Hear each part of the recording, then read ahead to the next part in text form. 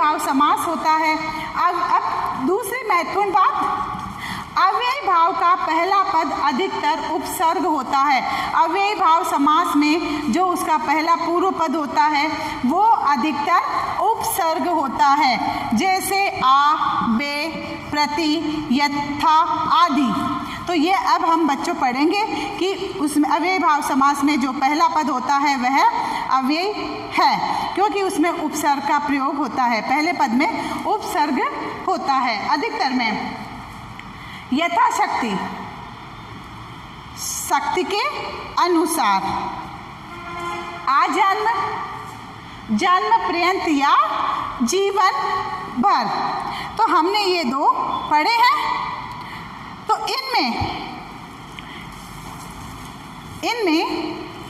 इन दो उदाहरणों में यथा और वा, ये दोनों जो उदाहरण थे इनमें यथा पहला पद आया और इसमें आ पहला पद आया। तो यथा और आ अव्ययी शब्द है।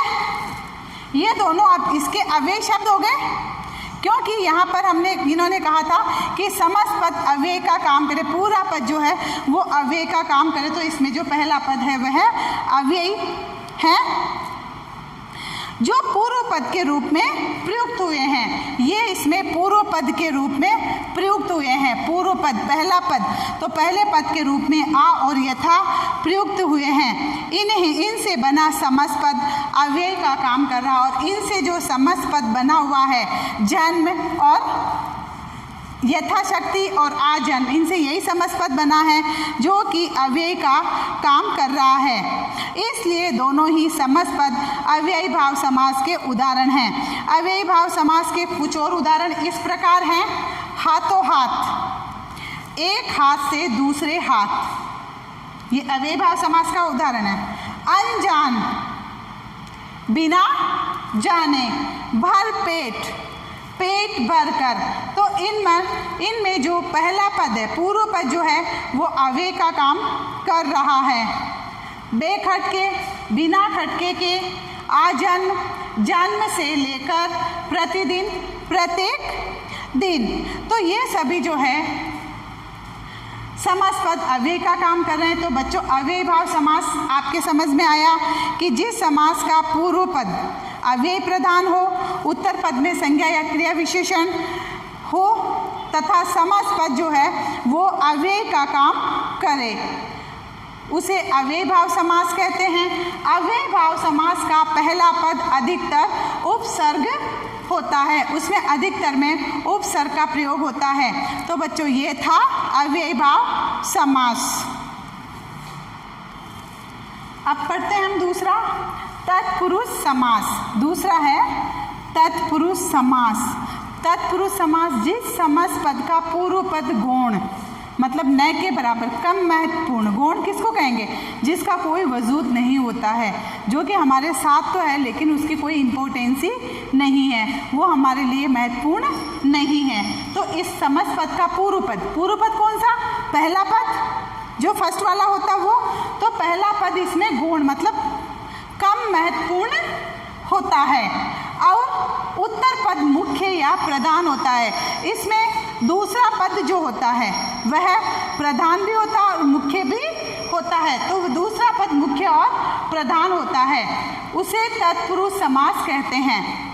तत्पुरुष समास आगे बच्चों पर समझ में कि जिसका पहला पद गौण होता है, कम महत्वपूर्ण होता है, और दूसरा पद मुख्य और प्रधान होता है, उसे तत्पुरुष समास कहते हैं। देखते हैं इसका उदाहरण।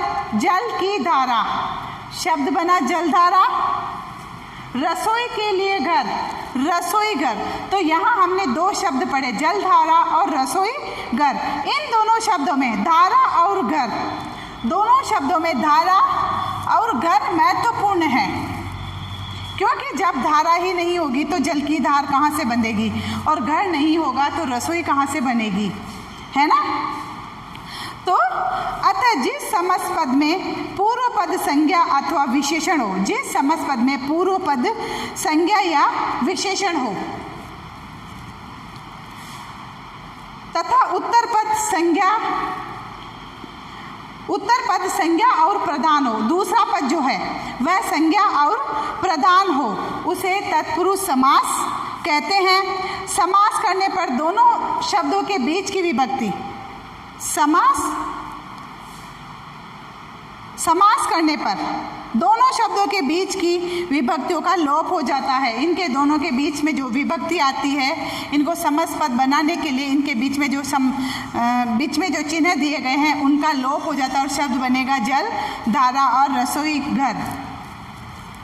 दूसरा पॉइंट देखिए, इसमें समास विग्रह, तत्पुरुष समास में समास विग्रह करने पर कारक चिन्हों का प्रयोग होता है।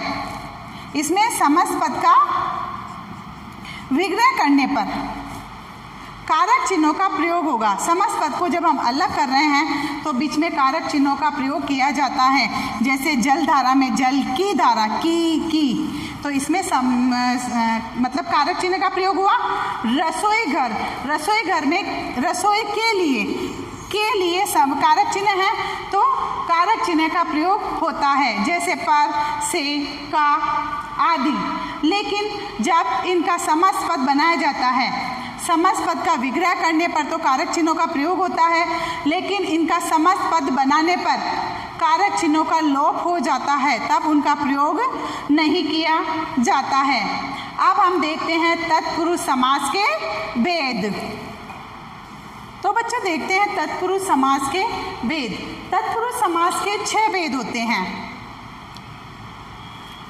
सबसे पहला है कर्म तत्पुरुष समास। बच्चों हम इसको ज़्यादा गहराई से ना पढ़कर मैं सिर्फ आपको ये शॉर्ट में समझा रही हूँ। तो सबसे पहला कर्म तत्पुरुष समास। कर्म तत्पुरुष समास की पहचान है को, जैसे ग्रामगत, तो ग्राम को गया हुआ। दूसरा है करण तत्पुरुष, जो इन समास में जो समास चिन्ह जो कारक चिन्ह जो लगाए जाते हैं, इन कारक में जो कारक चिन्ह लगाए जाते हैं वही समास के साथ प्रयोग हुए हैं। करण कारक में से का प्रयोग होता है, उसी तरह करण तत्पुरुष समास में भी से का प्रयोग हुआ है। करण तत्पुरुष समास से भूख मरा, भूख से मरा, इसके विग्रह करने पर शब्द बना भूख से मरा। संप्रदान तत्पुरुष समास, इसका चिन्ह के लिए, डाक गाड़ी, डाक के लिए गाड़ी, विग्रह डाक गाड़ी समास पद का विग्रह करने पर शब्द बना डाक के लिए गाड़ी। चौथा है अपादान तत्पुरुष समास, इसमें चिन्ह है से, इसका समास पद है रोग मुक्त। समास विग्रह होगा रोग से मुक्त, से का प्रयोग इस तरह हो रहा है यहाँ पर, रोग से मुक्त। पांचवा है संबंध तत्पुरुष समास। संबंध तत्पुरुष समास में का, की, के का प्रयोग होता है। इसका समास पद है विद्या भंडार और विग्रह करने पर शब्द बना विद्या का भंडार, का कारक चिन्ह का प्रयोग हुआ है। छठा है अधिकरण तत्पुरुष समास, जिसका कारक चिन्ह है में, ग्रह प्रवेश, इसका विग्रह हुआ ग्रह में प्रवेश। तो ये है तत्पुरुष समास के भेद। इसमें भी कर्ता तत्पुरुष कर्ता कारक और संबोधन कारक में संबोधन कारक का तत्पुरुष समास में प्रयोग नहीं होता है, इसीलिए इसमें इन दो का प्रयोग नहीं किया गया है। और यह है तत्पुरुष समास के भेद। हमने ज़्यादा इसमें गहराई से नहीं पढ़ा, सिर्फ आपको ये छोटे रूप में बताया गया है। अब हम पढ़ते हैं अगला समास।